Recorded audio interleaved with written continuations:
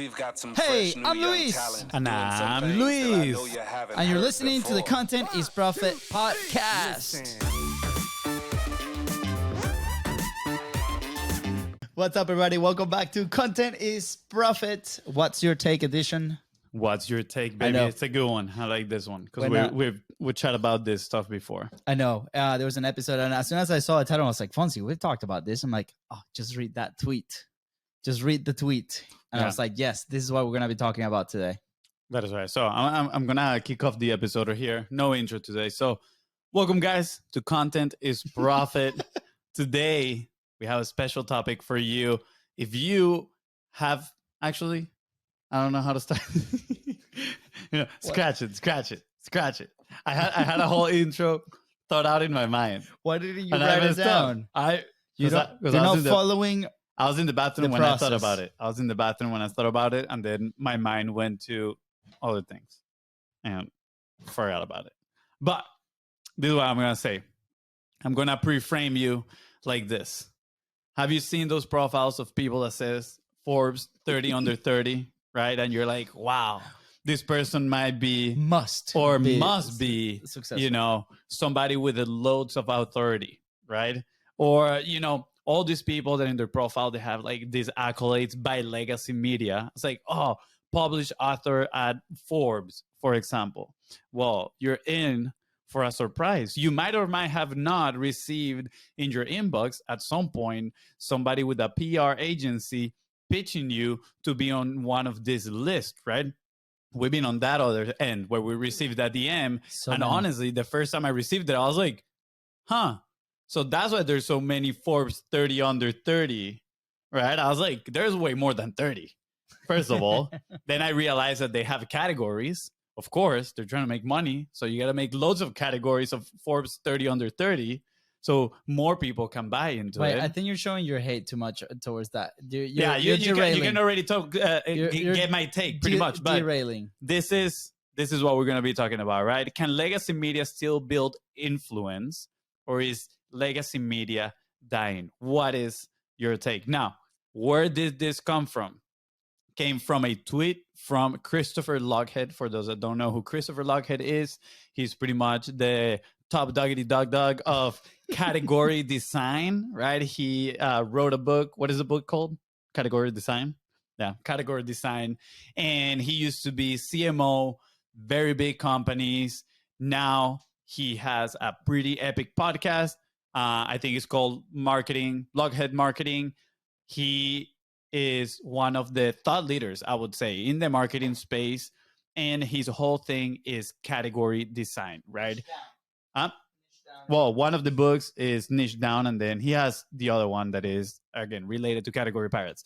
Either way, he published this actually minutes ago. I just read it, and we had a whole different episode prep, but we decided to go with this one. And I'm going to read the tweet right now. It says, a CEO friend asked me if he should go to a PR marketing smooth event with the legacy business and media. Here's my advice. Warning, I'm biased, and I think we are too, but for a reason. The bulk of legacy media is a waste of time. Here's why. I used to write for many of the biggest legacy business media outlets. Stopped 5+ years ago because almost no one reads it, because it's mostly clickbait. And he has an example of a headline: what color socks Elon Musk wears? Fast Company and Inc. are so desperate for revenue. Now they charge entrepreneurs between $800 and $1,000 to win the award of being named on their best company list. Kind of like the example that we just gave, Forbes 30 over 30, under 30. Forbes charges experts $1,200 to write for them. Then they sell subscriptions to us so we can read the work of people who pay Forbes to publish it. So they make money from contributors and readers. Now, with ChatGPT/AI, the junk manufacturing media complex can make endless junk. Readers know this is garbage. That's why legacy business media is dying. Your best marketing ROI will come from building 1, your own content, 2, your own media, 3, your own thought leadership, and 4, your own direct relationship with prospects and customers. That's the episode. Goodbye. I mean, it's a pretty epic tweet. Yeah. Obviously, he's speaking his sides, right? And for many that maybe if you haven't been exposed to any of this firsthand, it might seem a little foreign to where like, oh wow, you see the covers of the magazine or on the website, it's like as seen on Forbes or I published for this publication, right? But it's interesting when you open the hood and you start seeing what happens, right? Where for you to be published in these platforms, you actually need to pay. And it's not a filter. It's like literally anybody can do it. And we had a recent example with, we're doing outreach. We want to make sure that we meet amazing people to bring them to a podcast. If they're experts in their field, we want to talk about that, right? If they're expert in publishing, we want to talk about that.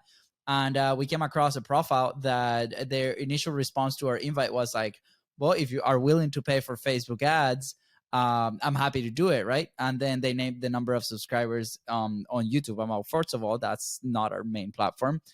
Second of all, it has nothing to do because the people that are subscribers on YouTube are amazing and they follow the content, they love it. And third is like, why would we pay for this, right? And we started digging a little bit more on his profile, and he's one of those that are, Forbes 30 under 30, but he has no content whatsoever. I think it was like just one article. Literally one. Like I looked him up on Forbes and I looked up his name and kind of like his articles that he has written in there. Had one article in there from like years ago. So, part of me is enraged, right? Because how many people maybe fall into this false place where they're like, oh my gosh, I am putting this person in a pedestal. He's an authority, XYZ, because he's a Forbes published author, when in reality, it was just one article. We don't know, right? Even today with our own podcast, right? We publish more than 400 episodes. Are we expert in certain areas of publishing? Probably, right? But I will let the person that interacts with me, whether that's the audience or the clients that we work with, to be the judge of that. But I'm not going to be putting it everywhere like that. And I get it. It's a play to differentiate yourselves. It's a status play. So I guess you got to pick your side, right? And we've been tempted, right? I remember also about 3 years ago, I think the agency was brand new. We were starting with this, and we get this email from an organization in Dubai, and they're like, you guys have qualified or are winning this amazing marketing award of best marketing in the country or something like that. I totally forgot about that. And I was like, what? What's happening? Who nominated us? Like, this is amazing, right? And we started digging in, and then we jump on a call with the people to kind of find out how were we nominated, why, under what circumstances. Like, the agency was so brand new. It's like our new clients just like literally thought that we were so awesome and nominated us to this Dubai thing, and we had to go to Dubai and all this stuff. And as I'm on the call, it was legit a sales call. They were trying to pitch me into paying for the price. Yeah. So we could get this plaque and then pay for the trip to actually go to Dubai and be in this amazing networking event with people that we do not know, random industries. Probably all people that were trying to pay for influence. And they were like, this is going to be an amazing experience for you guys to get more clients. And I'm like, hey, can we stop the call right now? Like, are you guys pitching me on this? Like, if so, I'm not interested, right? And they continued to follow up, and we continued to say no. And it really opened our eyes to this industry. So if you're out there, just beware that, maybe the people do the due diligence on the people that you are consuming your content for. If they have been publishing for years, if they have a record of thought leadership, like, are the topics that they're talking about the real thing? Are they providing value to you, right? Do your homework before you actually trust some of these so-called experts, right? And I'm not batching the experts that are actually experts, and maybe they pay to get a little bit more exposure. Absolutely, right? But there's some homework. There's some people out there that they just do this to be able to do that. And right, I want to add something in here real quick, right? Like, this is literally, they're trying to sell authority, right? Because, like it says, legacy, right? Old school. At a time, it did have authority to be a published author of one of these publications. But now that weight is actually coming down, right? And a lot of people see it as an opportunity to profit of people that might not have the authority in their marketplace at the moment. So they try to sell you that authority.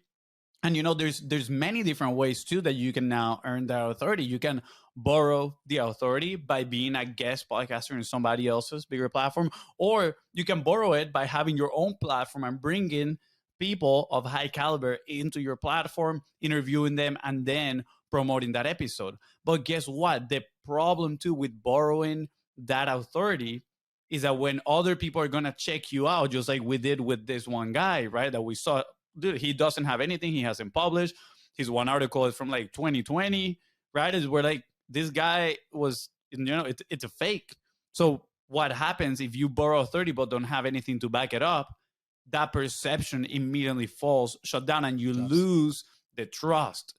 But then if you are consistently publishing, right, like the 5 tips that Christopher Lockhead gives in here in his tweet, right? Your own content, own media, own thought leadership, own direct relationship with prospects and customers. If you have those in place, right, you earned the authority. And then when they go and look it up and they see that you can back it up, or you have backed it up with your content and what you've put out there into the world, guess what? That perception matches what they believe your authority is, and you earn their trust. So you got to be very, very careful when you're trying to do this authority plays, because it can actually backfire on you, right? So I would say, first of all, be consistent and be that thought leader. Put yourself out there, share your content, own your own media. Again, be that thought leader and own the direct relationship between the prospects and customers. Yeah. I mean, obviously we've picked a side here, right? Like, and we've considered, we're like, oh my gosh, like that would be great. And a magazine that I was addicted to when I was in college was the Entrepreneur magazine, right? And I'm part of it. So I don't think I consume it anymore. And you see all these new actors, the Hollywood industry, they're all now entrepreneurs, and they're all in the cover of Entrepreneur magazine. I'm like, how much? I think they discover the value of having their own audience. And honestly, I think this is probably for a different conversation. It's kind of like they probably saw what The Rock did with his audience and the tequila and all that stuff, and they're like, look at that. Not just The Rock and George Clooney too, but what I'm saying is like not to put their businesses down, but in my thought process, like, okay, how much money they actually pay to be in that cover. And I think when we dug up, I guess, the information, I think it was like $10,000 to be on the cover of the Entrepreneur, right? So we're like, okay, well, for them that's pocket change, right? It's like, hey, let's run a quick ad to be that, elevates their authority in the industry, right? It puts them in front of a lot of faces, and that's the name of the game, I guess, in advertising. I personally not a big fan of stuff like that. Yeah. So I don't know. Maybe I would say this, and I think this is interesting, right? I think because I think the underlying message is kind of like that borrowing authority to develop trust, or earning the authority, right, to develop trust. Because we have a really good friend that I remember sitting with him at one of these podcasting conference not too long ago, and he told me, he's like, I would pay for media any day. Yeah. For good media, I would pay any day. Doesn't matter the price. And it makes sense, right? Because for him, he is a thought leader. So when you go to see his stuff, he is up there with the very best. So he is actually paying a lot of money to be in like Grant Cardone's podcast, right? Or John Lee Dumas' podcast. He is investing into traffic, right? He is paying to acquire the traffic. Now, the thing is, he is going to, first of all, he's acquiring quality traffic of markets that he can benefit from. And then he can back it up with his earned authority. Now, if you go to Forbes or one of these like publications, I feel like we might get sued by these guys.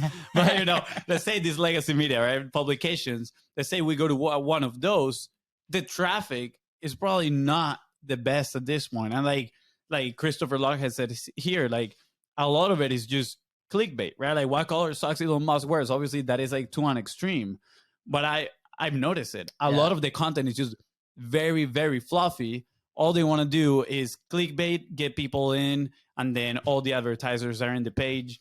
They literally take over 75% of your screen. The advertisers, you can barely read like 2 lines before you decide to click out. But guess what? They get paid on the back end. And that's what they care for. Yeah. So you trying to borrow that authority, right? Trying to profit from that traffic, you actually get none. Because if people don't really read your article, they're going to click and then they're going to be like, oh, I'm so turned off by all these ads. let me head out or of here. distracted by the ad and go to the ad. But yeah, so you can pay for media, just pay the quality traffic. I think, I mean, there's two topics, right? Is obviously the pay for the traffic. If you find that doing this, it makes sense to your business, and you actually, get good leads, customers, contact, prospects, whatever. Awesome, good for you, great. We would love to hear about it and come to the show and talk about that experience. We've never experienced, we've never done it, right?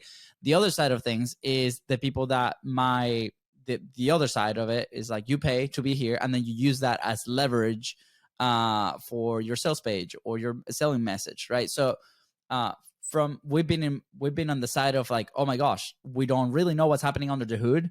And if I see that, then immediately I trust him. And I, again, air quotation here, I trust that person that it must be good. Now that we've seen under the hood, can we really trust it? Like, what is a secondary source that we can go consume their content? What is a third choice that we can go and learn more about them before I actually make a purchasing decision, right? So if you are on the consumer side, right, and you encounter something like this, right, dig in a little bit more, right? Maybe it takes you 2 or 3 more clicks to find out about their content, their thought leadership. Are they actually doing the thing that they say they do, right? And then you can make your own decision, right? So I totally get it. I get it on the marketing side. It's like placing a $7 million Super Bowl advertising, right? Mr. Beast is a good example. He actually recorded a full-blown Feastables commercial, the chocolate brand that he has, to run on the Super Bowl for $7 million. And then last second, he was like, yeah, we're not running it. I don't think the money is worth it, because his publishing power is greater. Like, he'll reach more people, his own customers, his own audience, by publishing in his own channels. And that's exactly what he did, right? Clearly, this is a very a specific example to somebody that has been publishing and building his audience for years and years. Yeah. But that can also happen in the micro version of whatever business that we're doing, right? In your business, that's going to happen. So dude, that is such an interesting example, and I love that you gave it. We're going to potentially extend here, but it's like, because now you have Logan Paul and KSI that they did run the Prime ad for the Super Bowl. Absolutely. But in my mind, I think the game there was more all the media that was going to come from that, because they were the first kind of like creator-led product that had an ad in a Super Bowl. So a lot of people were speaking about that, and then they leveraged all that massive noise, right? It was I don't think it was necessarily to like, hey, let me build this brand through the Super Bowl ad. It was more like, the ripple effect of this, let's make as much noise as possible, is going to be crazy, right? So strategic moves. Yeah, absolutely. And like I said, they're all like pieces to the marketing puzzle, which it could be interesting, right? I think we're emotionally connected to this because we've seen it. When I was reached out to get this award, at first I got excited, then I got confused, then I got enraged that this was a sales call, and then I got really pissed that we were not going to go to Dubai. Well, nothing worse than a covert like sales call. Covert. Like, let's do a virtual coffee, and then all of a sudden they come with a freaking folder full of notes. Be like, let's start over here. This is the knife I'm gonna sell you. I was like, what? Is this a COD code? They just knock on my door, like trying to sell me these knives. Bro, it's like door sales. In what? I just make knife sales meeting you've been. One, actually. I had a fun fact. When I was living in Dallas, I had like Codco. I don't know if you're familiar with it, but it's like they do the door-to-door, like super high, expensive, like knife selling. And so we had this girl at the women's soccer team at our school that she decided to do that. And I remember that she was like, "Oh, can I practice this pitch? Like with you guys?" Sure. Yeah, the practice was like covert an actual pitch. Sales. Yeah, actual pitch. She was actually trying to like pitch us in knives. And we're like, "No, we're broke. We're college students. We got no money to buy these knives. We don't really care." But here's a payment plan. Just open this credit card. Yeah, and, so you can do it. Yeah, that's how these like people approach you. They're like, "Yeah, we have a prize for you in Dubai. You won like best marketing category for a new business." We're like, "What? This is epic. This is bringing so many memories." And it's like, it's gonna cost you $20,000. this is I was hijacked also by a group of salesmen of an energy drink that was out, and it ended up being a pyramid scheme, and a bunch of people went to jail. But I remember how they reached out. I was like, hey, we love what you're doing on social media. I'm like, what am I doing on social media? And I was like, it was just my personal Instagram. I'm like, this is weird. So we ended up meeting in a Panera, and they're like, you see that BMW over there? This drink, pay for it. And I'm like, oh, that's crazy. That's awesome. But that's also super crazy. I don't trust you. So we didn't end up doing anything. I have the best story. You have the best story. Yeah. Look at the, I haven't told this in a while. Actually, I might have told it in the podcast a while back, but when I was back in Texas in school, all these people, you're young, you feel good, you're single, you're trying to date, right? And you go into the app store and you get Tinder. So I downloaded Tinder, but there was this girl, she was beautiful. We matched, and I was like, yes, let's go. And we started talking, and she invites me. He's like, oh yeah, we have a get together here at someone's house. Like, do you want to come? I was like, absolutely, that's awesome. And she's like, oh cool, I can even pick you up. I was like, damn, that is so nice. I don't have a car. I appreciate it. Like, you're gonna pick me up. So she comes, she's like, hey, I'm outside. I walk out, and it's her and a dude in the car. Right? And immediately I'm like, well, I thought it was just gonna be me and you, but I'm always open to make friends. So sure. So I sit in the car and they start talking, whatever. I meet them, and then we get to this house. It was literally a pitch for one of those like multi-level marketing for a drink. And I was like, yo, did this girl just match with me on Tinder to sell me into the MLM of the drink? I was like, she was living light years ahead of everybody on that one. Light years ahead. I was like, oh my gosh, I just got scammed. I just got like catfish here on Tinder. And I'm not going to lie, I left the meeting. I mean, they do a really good job selling. Like, they are like they sell the dream. They're webinar experts. Like, those people do webinars. They would be absolutely crushing it. Yeah. And I remember I left that thing calling my mom and be like, yo, mom, like, let's invest in this drink. So I'm like the easiest sell too. I was like, mom, like, this thing is epic. It's super. My mom was like, yeah, all right, cool, sounds great. Like, just get a few days, think about it, Then after a few days, I come down. I was like, all right, cool. Note to self: do not make purchasing decisions after matching with a cute girl on Tinder. I was like, it's a no. Yeah. So I didn't end up investing, obviously, on that thing, but it was crazy. Funny. Yeah. Fun story. I think Bumble has like a business connect thing. So if you're listening and you're part of that and you've had actual good results and good networking, dude, let us know. We would love to know. Anyways, okay, this episode went south real quick. Not south. It just went wherever it had to go, So yeah, absolutely. Covert sales. Can legacy media still build your influence? And is actually legacy media dying? Good episode. What was your take? Well, final take. My take is, well, right now I have a negative view towards the legacy media. Obviously, I'm gonna root for your own platform, your own thought leadership. Like, how can you build that, right? And we talk about this since we launched the show. Our experience, obviously, is very small compared to bigger companies personally, but it's changed everything for us since the day that we decided to publish our own thing. And for us, that was a podcast. But like I was talking to Deidre, the CEO of Capsule earlier, it's about your content ecosystem. What are the pieces of content that you want to produce, whether it's a podcast, a YouTube, right? Micro clips. What is that ecosystem that you want to develop? And go ahead, dive in. So if you do not know where to start, or if you started and you want a little bit of direction and support, whether that's a call or whether that's on the production side, reach out to us at the BIZBROS call on social media, and just go to bizbros.co. There should be an application up. Yeah, we promise you it's not a covert sales call. If it's a sales call, you're going to know it.